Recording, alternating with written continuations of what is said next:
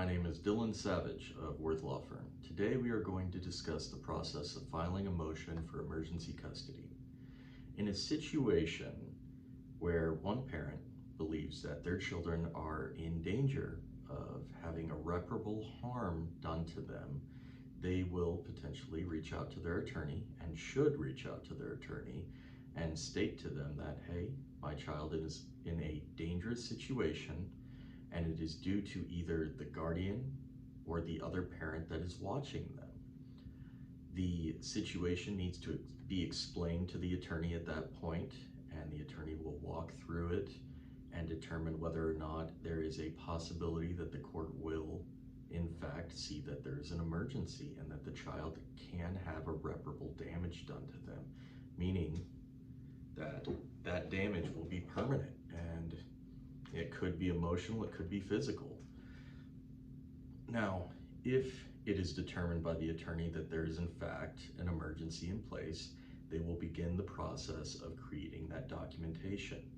What they're going to need from you are those facts where the child is currently being held, by the parent or the guardian, and then they will need you to write out a sworn affidavit. What that means is simply either writing out or typing out a statement of all the facts known to you and the danger that your child is in, and then at which point you are going to have to get that notarized. Once they have that document, which by the way is going to have to be a first-hand account. This cannot be information that you received from another individual. You will have to know it personally. Once that document is attached to the motion for emergency custody, your attorney will take it to the judge.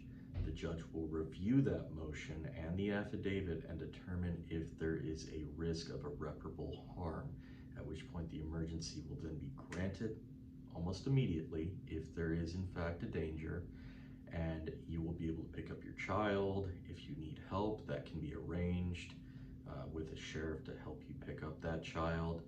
And then there will be shortly thereafter, it depends on the court schedule and a few other factors, but there will be called a show cause hearing where you present all the facts known to you, you give testimony, and you prove to the court that there in fact was an emergency.